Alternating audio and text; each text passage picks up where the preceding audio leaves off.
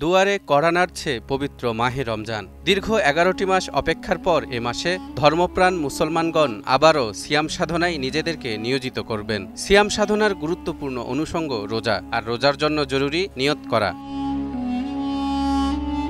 নিয়ত শব্দটি আরবি, তবে আরবি হলেও শব্দটি আমাদের মাতৃভাষা বাংলাতেও ব্যাপকভাবে প্রচলিত, যার বাংলা অর্থ ইচ্ছা করা, মনস্থ করা বা সংকল্প করা। আরেকটু ব্যাখ্যা করে বললে কোনো আমল ইবাদত বা কোনো কাজ সম্পাদন করার ইচ্ছা বা সংকল্প করাকে নিয়ত বলে। রোজা সহ ইসলামী শরীয়তের প্রতিটি কাজে নিয়তের গুরুত্ব অপরিসীম। কোনো ব্যক্তির আমল আল্লাহর কাছে ততক্ষণ পর্যন্ত কবুল হয় না যতক্ষণ পর্যন্ত তার নিয়ত সঠিক হয় না। রাসূলুল্লাহ সাল্লাল্লাহু আলাইহি ওয়াসাল্লাম বলেছেন, প্রত্যেক ব্যক্তির আমল নিয়তের উপর নির্ভরশীল।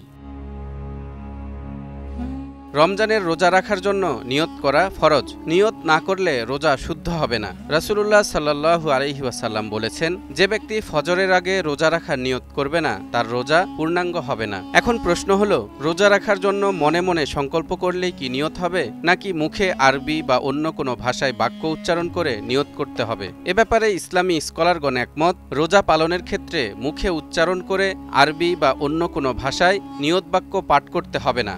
অন্তরে ইচ্ছা পোষণ করা বা সংকল্প করাই নিয়ত হিসেবে গণ্য হবে।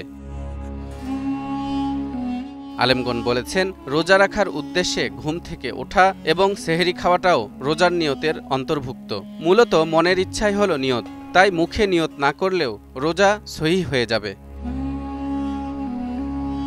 আমাদের সমাজে রোজার নিয়ত হিসেবে বহুল প্রচলিত একটি দোয়া আছে। দোয়াটি হচ্ছে, নাওয়াইতুয়ান আসুমা গদাম মিন শাহরি রমাদান আল মুবারকি ফারদাল লাকা ইয়া আল্লাহু ফাতাকাব্বাল মিন্নি ইন্নাকা আনতাস সামিউল আলিম, যার অর্থ, হে আল্লাহ, আমি আগামীকাল পবিত্র রমজানের তোমার পক্ষ থেকে নির্ধারিত ফরজ রোজা রাখার ইচ্ছা পোষণ করলাম, অতএব তুমি আমার পক্ষ থেকে তা কবুল করো।